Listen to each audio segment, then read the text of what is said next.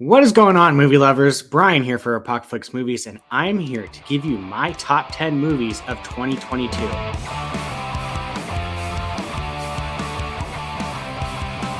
Now, it wasn't the craziest year for movies, but there were still some really good ones and some shockers for me. So let's just dive straight into it, and here's my top 10. Coming in at number 10 for me is Thor Love and Thunder. I know a lot of people hate this movie, but you know what? I enjoyed it. I love a good, stupid, funny movie. This one, it wasn't as bad as people made it out to be, in my opinion.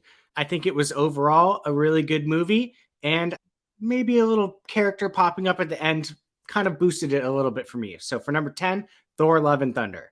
My number 9 spot goes to a movie that I would never have thought that I would like as much as I did, and that is going to be Prey, the Predator movie that no one saw coming for as good as it was, dropped on Hulu. Listen, if this is how they're going to make Predator movies going forward, sign me up because I'm all on board. So for number 9, that's going to be Prey. My number 8 spot goes to another movie that you wouldn't associate with me, and that is going to be Scream. I hate horror movies, so for this movie to be in my top 10, I would say you're crazy. But this movie was so much better than I thought it would be, and to be honest, I'm shocked it hung on for so long because this movie came out quite a bit of time ago. I'm going to give that 8 spot to Scream. All right, sneaking in at the very last minute in this year is going to be Glass Onion, my number 7 movie, the Rian Johnson sequel to Knives Out. I found this movie quite enjoyable, maybe at times even better than the original. The cast is great.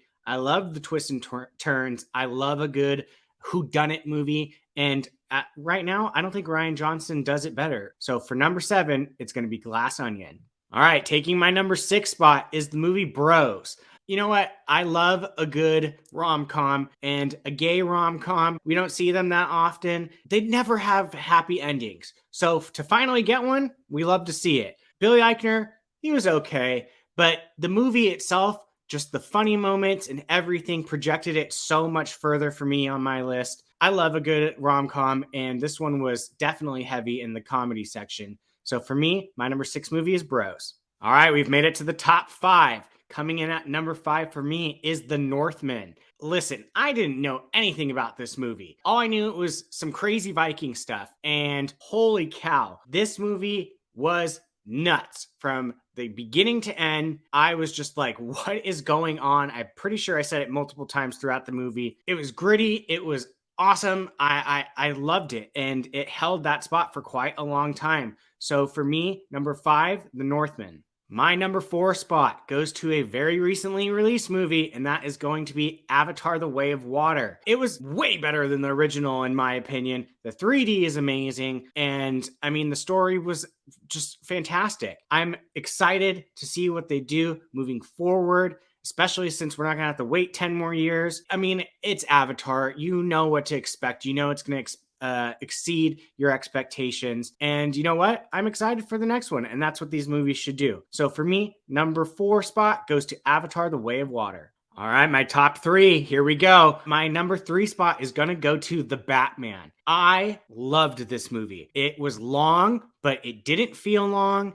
It was a very different take on Batman. It was just dark, gritty. That theme music is just, I can just walk around the house listening to that, feeling like a badass. Robert Pattinson is fantastic on this take of the Batman. And you know what? I love a good grounded superhero, not so much mystical, magical stuff going on. So this is right up my alley. I am very excited to see this franchise moving forward. My number 2 spot, almost taking the number 1 movie for me of 2022, is Black Panther: Wakanda Forever. Listen, I know that I was doubtful that this movie was going to be good after Chadwick Boseman's passing, but he absolutely killed it.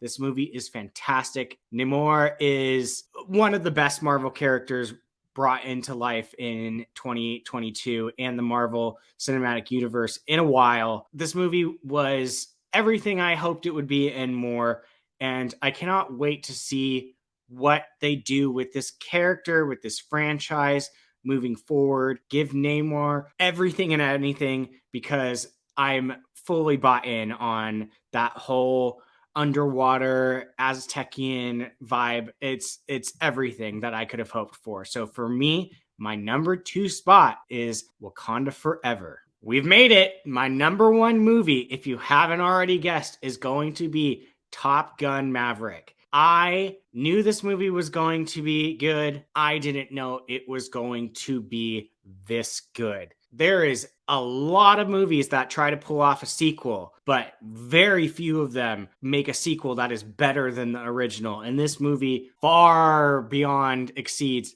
the original. I love everything about it, the acting, the actors, the characters, the story, even if it is basically just Star Wars A New Hope.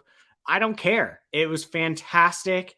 It blew me away. I saw this movie multiple times. The only movie I went to the theater and saw multiple times in the same year this year. It's just phenomenal. And as much as you may not like Tom Cruise outside of movies, he's one of the best action heroes of all time, action stars, if you will. I can't hate the guy for making great movies because he's making hit after hit right now. So for me, my number 1 spot this year is going to go to Top Gun Maverick. There it is, ladies and gentlemen, my list of the 2022 movies, my top 10. Let me know what you think. Are there movies that shouldn't be on this list? Are there movies that I should have put on this list? Trust me, I had a hard time getting that 10 and 11 number going. Let me know what you think, and make sure you check out everyone else's lists here on Apocalypse Movies. Let us know who has the best list.